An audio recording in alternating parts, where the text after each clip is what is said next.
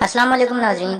پچھلی قسط کے آخر میں آپ نے دیکھا کہ اسلحان نے ترگت کو جاویدار قبیلے کا سردار بنانے کے لیے جرگے کا اعلان کر دیا تھا، لیکن ایک آدمی اس فیصلے کے ساتھ خلاف تھا۔ اس قسط کے آغاز میں بامسی اور عبد الرحمن ارطغرل کے پاس پہنچتے ہیں۔ ارطغرل عبد الرحمن سے پوچھتا ہے، کیا تم نے تاجر نیکو کو پکڑ لیا ہے؟ عبد الرحمن کہتا ہے، اس تاجر کے ساتھ بہت زیادہ سپاہی ہیں سردار، ارسز ان کے اندر گھس کر معلومات لینے کی کوشش کر رہا ہے۔ ارطغرل کہتا ہے، آرس کی نیت ٹھیک نہیں ہے، ایک طرف وہ ہم سے دوستی کا ہاتھ بڑھا رہا ہے لیکن ہماری پیٹھ پیچھے جنگ کی تیاری کر رہا ہے۔ بامسی کہتا ہے، اب ہم کیا کریں گے سردار؟ ارطغرل کہتا ہے، ہم تاجر نیکو کے قافلے پر حملہ کریں گے اور پھر انہی سپاہیوں کا لباس پہن کر قلعے میں داخل ہو جائیں گے۔ یہ سن کر بامسی خوش ہو جاتا ہے اور کہتا ہے، تو کل جنگ ہے سردار؟ ارطغرل کہتا ہے، ہاں بامسی، اب جنگ کا وقت ہے، کل ہم جنگ کریں گے۔ اور ارطغرل صاحب، میں سپاہیوں کے ساتھ بیس بدل کر قلعے میں داخل ہوں گا، باقی سپاہیوں کو آپ قلعے پر حملہ کرنے کے لیے تیار رکھو گے۔ اور بامسی، تم سپاہیوں کو تیار کرو، شروع والا حملہ تم کرو گے، ہم فوراً روانہ ہو رہے ہیں۔ دوسری طرف جاویدار قبیلے میں ترگت کرجا کو کہتا ہے، تم ایواز کے ہر قدم پر نظر رکھو، اگر وہ بہادر سے ملے تو فوراً آ کر مجھے اطلاع دو۔ کرجا باہر نکل جاتا ہے۔ پھر ترگت اور اسلحان خوشگوار موڈ میں باتیں کرنے لگتے ہیں اور ہر مشکل میں ایک دوسرے کا ساتھ نبھانے کا وعدہ کرتے ہیں۔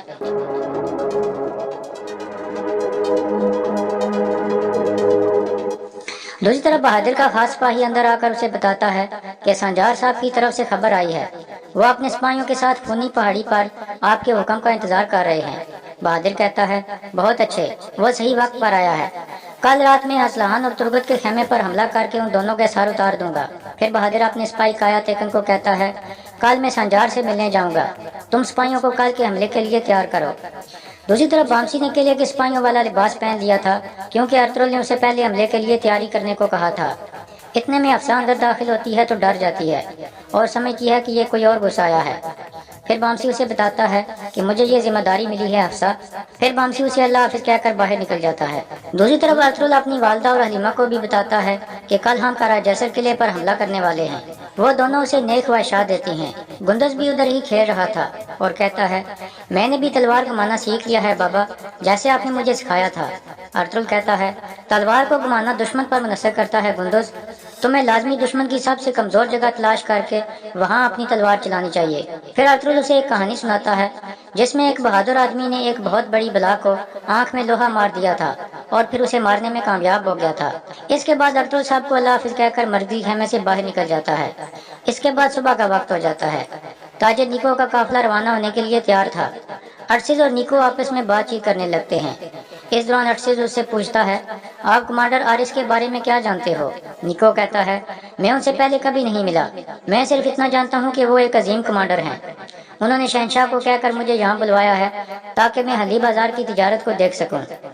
اتنے میں ایک گھوڑا گاڑی کا پہیہ خراب ہو جاتا ہے جسے دراصل ارسز نے رات کے وقت خراب کیا تھا تاکہ ان کا قافلہ روانہ نہ ہو سکے۔ پھر ارسز کہتا ہے، پہیے ٹھیک کرنے میں مجھے کافی تجربہ حاصل ہے، میں بھی ان کی مدد کرتا ہوں۔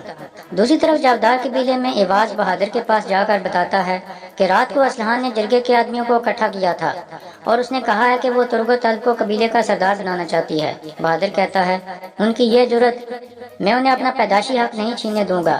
وہ سمجھ رہے ہیں کہ میں خاموش رہوں گا لیکن میں انہیں بتاؤں گا کہ شیر ابھی زندہ ہے۔ دوسری طرف ارطغرل اپنے سپاہیوں کے ساتھ روانہ ہو گیا تھا۔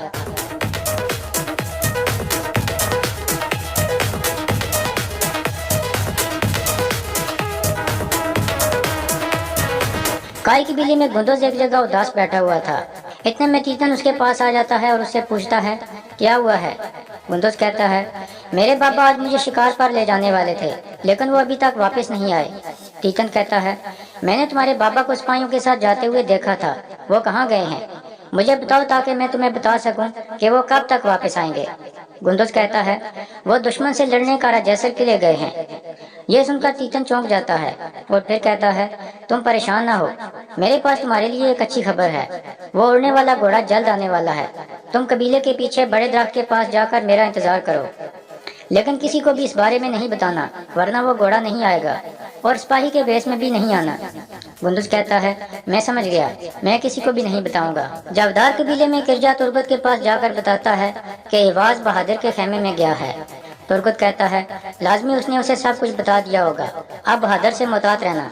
اتنے میں بہادر بغیر اجازت لیے اندر داخل ہو جاتا ہے۔ ترگت اسے کہتا ہے، تمہاری جرت کیسے ہوئی اجازت کے بغیر اندر آنے کی؟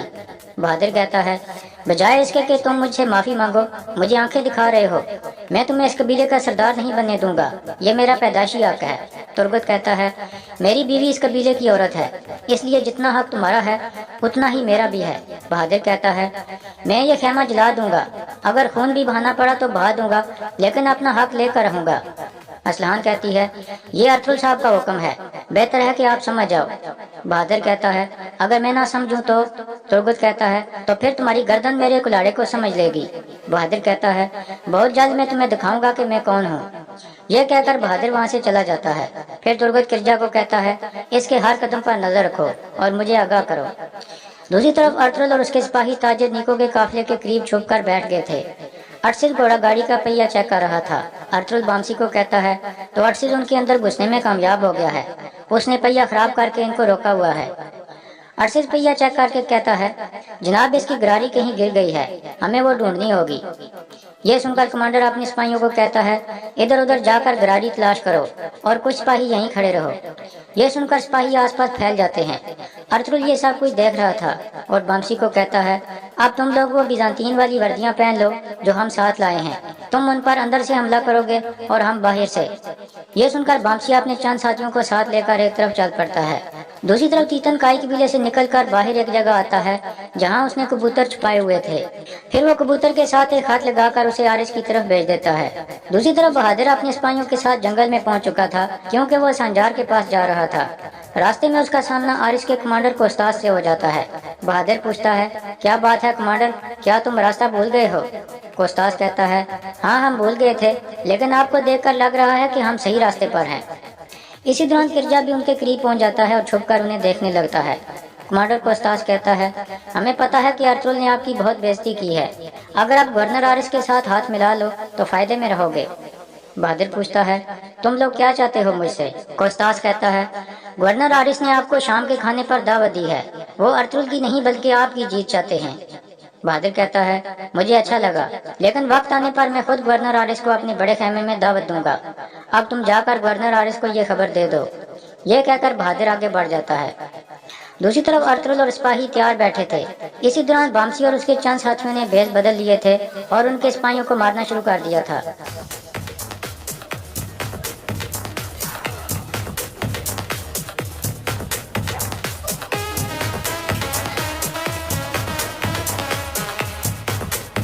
دوسری طرف کائی قبیلے میں گندوز نے اپنا بیس بدل لیا تھا کیونکہ تیتن نے اسے کہا تھا کہ سپاہی کے بیس میں نہیں آنا، پھر وہ گھر والوں سے چھپ کر باہر نکلنے کی کوشش کرنے لگتا ہے۔ دوسری طرف بامسی اپنے ساتھیوں سمیت ان کے اندر گھس چکا تھا اور آہستہ سے انہیں کہتا ہے چاروں طرف پھیل جاؤ اور اپنی پوزیشنیں سنبھال لو۔ اس کے بعد وہ سب علیحدہ علیحدہ ہو جاتے ہیں۔ بامسی سیدھا ارشد کے پاس پہنچ کر اسے اشارہ کرتا ہے تو وہ سمجھ جاتا ہے کہ ارطغرل پہنچ چکا ہے۔ کائی قبیلے میں گندوز چھپ کر مرکزی خیمے سے نکلنے میں کامیاب ہو جاتا ہے۔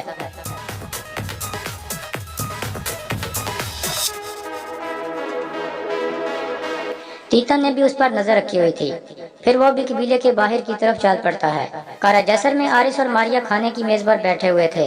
آرس کہتا ہے جلد ہم بہت سی عظیم کامیابیوں سے لطف اندوز ہوں گے ماریا، میں یہ کامیابیاں ہمارے اپنے بچے کے ساتھ منانا چاہتا ہوں، میں اکیلا پلا بڑا ہوں، اب میں ایک خاندان چاہتا ہوں اور تم میرے بچے کی ماں بننے کے لائق ہو۔ ماریا کہتی ہے مجھے بھی بچے پسند ہیں، میں نے اپنے بھائی کو پروان چڑھایا تھا، میں آپ کی شکر گزار ہوں کہ آپ مجھے اس لائق سمجھتے ہو۔ اتنے میں ایک سپاہی اندر آ کر آرس کو تیتن کی طرف سے آنے والا خط دیتا ہے۔ اس پر لکھا تھا ارطغرل سب کچھ جانتا ہے، وہ رات کو قلعے پر حملہ کرنے والا ہے، آج میں اس کے بیٹے گندوز کو آپ کے پاس لے آؤں گا۔ تیتن یہ پڑھ کر آرس سخت غصے میں آ جاتا ہے اور کہتا ہے میں نے تمہارے بہترین دوست کو بچایا لیکن ابھی بھی تم نہیں رک رہے، لیکن تم کچھ بھی کرنے کی جرت نہیں کرو گے اگر تمہارا بیٹا میرے ہاتھوں میں ہوا ارطغرل۔ پھر آرس ماریا کو کہتا ہے تم نے ابھی بھی کہا ہے کہ تمہیں بچے پسند ہیں، آج میں تمہیں ہماری ریاست کے لیے ایک بچہ دوں گا، ہم ترک خون سے اپنے لیے ایک عظیم سپاہی بنائیں گے اور اس کی ماں تم ہوگی۔ اور یہاں اس کیس کا اختتام ہو جاتا ہے۔